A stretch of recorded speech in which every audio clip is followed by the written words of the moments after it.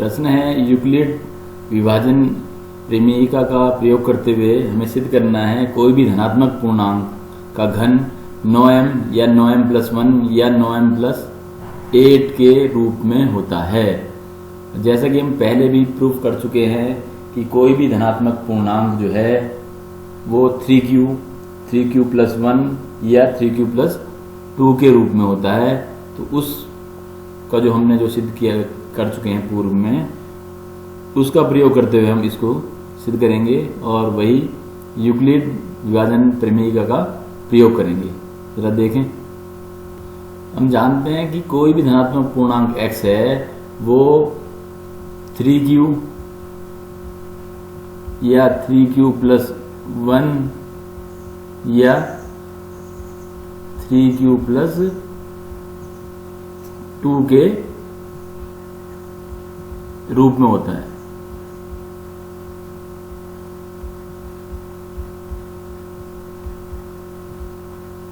हम ये पूर्व में सिद्ध कर चुके हैं। तो इसी का ये हमने यूक्लिड विभाजन एल्गोरिथम प्रमेयिका से ही प्रूफ किया था। तो हम देखें कि धनात्मक पूर्णांक जो हैं वो 3q+1 और 3q+2 के रूप में है और इन धनात्मक पूर्णांकों का घन जो है वो इस रूप में होगा। तो मैं एक एक करके इनका घन करता हूं। तो कंडीशन फर्स्ट ले लें पहले हम कि अगर ये 3q है तो x बराबर अगर 3q है तो दोनों ओर घन करूंगा। तो घन करने पर यहां भी घात 3 करूंगा और यहां भी घात 3 करूंगा। यहां पे लिख दिया दोनों ओर घन करने पर।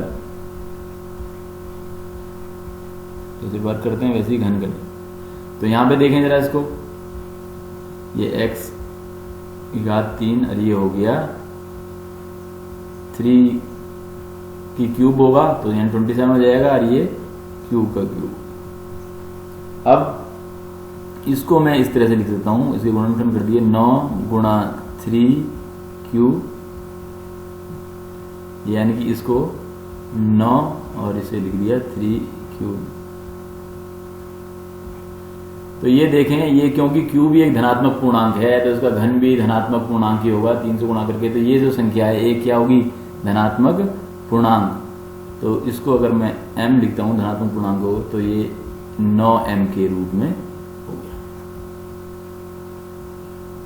सेकंड कंडीशन लूं कि अगर धनात्मक पूर्णांक इस रूप में है यानी x बराबर 3q+1 के रूप में है तो यहां भी घन करने पर,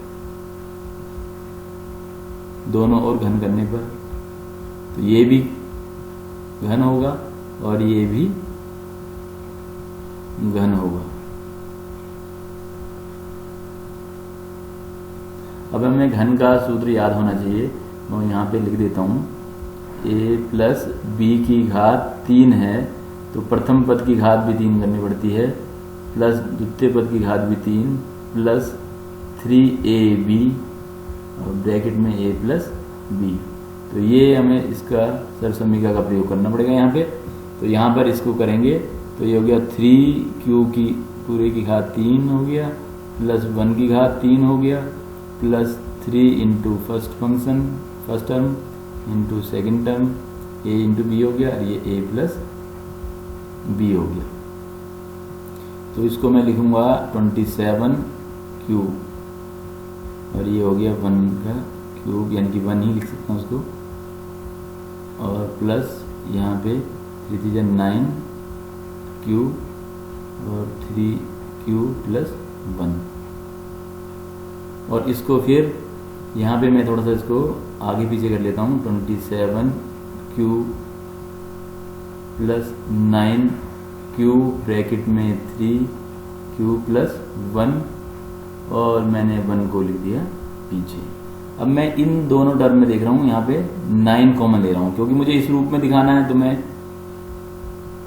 यही कोशिश करता हूं। यहाँ पे 9 ले लिया कॉमन तो ये हो गया 3q प्लस q ब्रैकेट में 3q+1 ब्रैकेट 1। तो यहाँ पे इसको बड़े ब्रैकेट को यूज़ करते हैं क्योंकि छोटा ब्रैकेट यूज कर चुके हैं, प्लस 1। अब देख रहे हैं यहाँ पे q भी एक धनात्मक पूर्णांक है, तो ये जो सारी संख्या आएगी ये एक क्या होगा, धनात्मक पूर्णांक। तो अगर ये m है, धनात्मक पूर्णांक m है, तो ये रूप हो गया 9m + 1 का। फिर देखें तीसरे उसके लिए, थर्ड कंडीशन के लिए,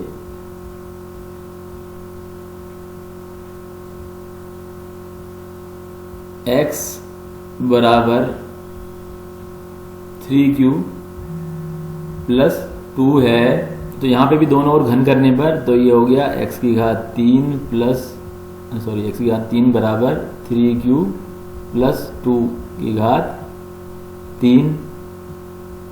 फिर ये इसी सूत्र से फिर से कहते हैं, इसको खोलेंगे तो ये हो गया फर्स्ट टर्म की क्यूब हो गया प्लस सेकंड टर्म की क्यूब हो गया plus 3 into first term into second term और ब्रैकेट में first term plus second term. तो इसको मैं यहाँ पे अगर खोलता हूँ तो 27 हो गया ये क्यूब और फिर कहते हैं ये हो गया 8 प्लस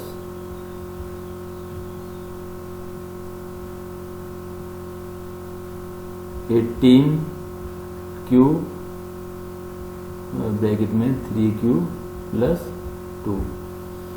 तो फिर इसको वैसे ही आगे पीछे लिख देता हूँ मैं, यहाँ पे 27 क्यू की क्यूब 18q और ये हो गया 3q + 2 + 8। अब यहाँ फर्स्ट दोनों टर्म में मैं 9 कॉमन ले रहा हूँ, 9, तो ये हो गया 3q +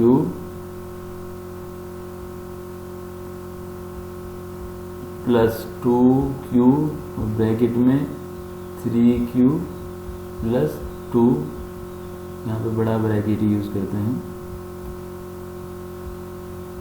और प्लस 8। अब हम यहाँ पे देख रहे हैं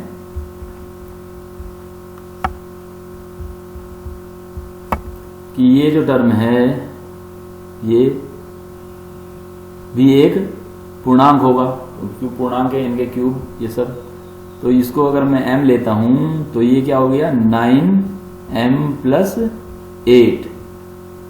तो इस तरीके से मैं देख रहा हूं कि कोई भी धनात्मक पूर्णांक जो है उसका जो घन है वो 9m + 1 और 9m + 8 की रूप में हो सकता है या उसी रूप में होता है। तो इस प्रश्न को हम पूर्व के प्रश्नों की तरह भी सरल समीकरण लगा के r बराबर 0, 1, 2, 3, 4, 5, 6, 7, 8 तक लेकर के वैसे भी कर सकते हैं, जैसे पूर्व के प्रश्नों में हमने किया है, उनको हल किया है। धन पूर्णांक दिखाया, धन पूर्णांक का वर्ग दिखाया, विषम पूर्णांक दिखाया, तो उसी तरह के प्रश्नों में इस तरह से भी यहाँ भी कर सकते हैं हम। इस सरल समीकरण को लेकर के वो प्रमेयिका को लेकर के कर सकते हैं, लेकिन ये थोड़ा सा और आसान हो जाएगा। उसमें 7 लंबी कैलकुलेशन होंगी, क्योंकि हम पहले ही प्रूफ कर चुके हैं धनात्मक पूर्णांक जो है इस तरह का होता है। तो धनात्मक पूर्णांक जब हम पहले प्रूफ कर चुके हैं तो ठीक है, धनात्मक पूर्णांक का घन जो है वो इस रूप में दिखा दिया हमने। धन्यवाद।